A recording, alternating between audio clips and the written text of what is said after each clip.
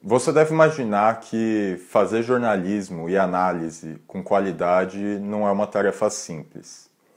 Um jornalista não pode ir cobrir uma guerra, por exemplo, e ficar se alimentando por semanas de leite condensado e de sopa.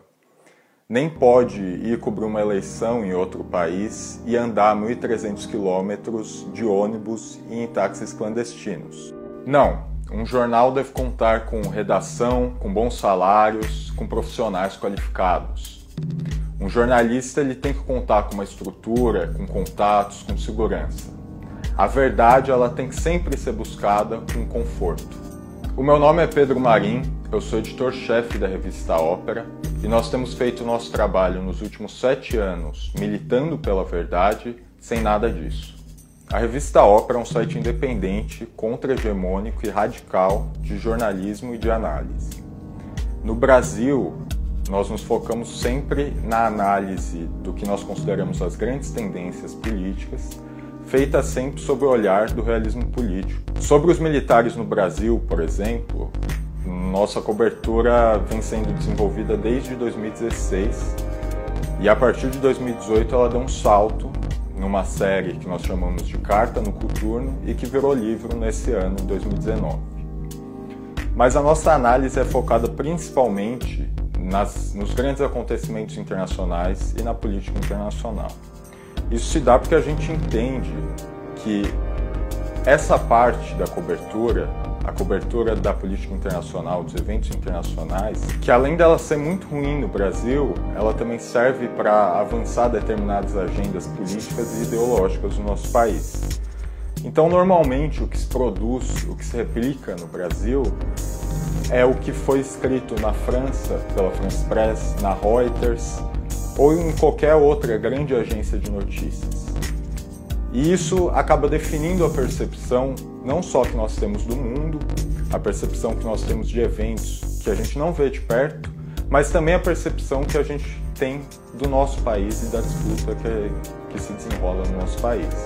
Um exemplo claro disso é o que aconteceu na Venezuela e como isso foi replicado pelos nossos jornais para favorecer determinada narrativa. Por isso a gente sempre entendeu que seria necessário fazer um esforço para cobrir, para entender esses conflitos políticos que se desenrolam no mundo, na arena internacional. Ou seja, a gente teria que estudar muito e que quando a gente conseguisse, quando a gente quisesse ir mais perto desses conflitos, a gente teria que se sacrificar muito do ponto de vista pessoal e até do ponto de vista físico. Por isso, por exemplo, para a Venezuela nós fomos para cobrir eleições regionais e andamos, de fato, 1.300 quilômetros de táxis clandestinos e de ônibus. Tivemos muitos problemas, mas conseguimos ficar no país 30 dias, mais de 30 dias, para fazer uma cobertura bem diferente do que no geral é feita. Na Colômbia, por exemplo, nós tivemos uma correspondente que cobriu os processos de paz naquele país, não de Bogotá, do centro de Bogotá, nem muito menos da Europa. Ela cobriu os processos de paz dentro de um acampamento guerrilheiro.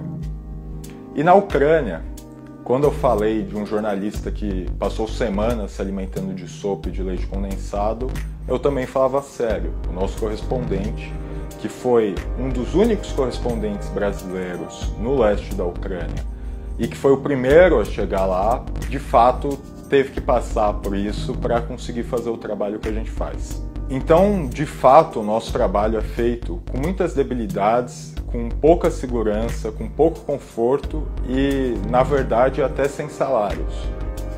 Por isso eu quero convidar você que está vendo esse vídeo, que já conhece o trabalho da Revista Ópera, a entrar no apoia.c/Revista Ópera e colaborar conosco mensalmente para que a gente consiga profissionalizar o nosso trabalho e expandir ele. E você que ainda não conhece a Revista Ópera, eu te convido a acessar o nosso site, conhecer o nosso trabalho e, se você gostar, que colabore conosco também. Quando a gente fala de todos esses sacrifícios, nós não queremos com isso chamar um heroísmo para nós, porque de fato de heróis nós temos pouco. Mas justamente eles são a prova de que esse dinheiro suado que você vai doar para a gente também vai ser muito bem utilizado. Não vai ser utilizado simplesmente em confortos, mas sim um trabalho para o qual a gente verte também muito suor e, se necessário for, sangue.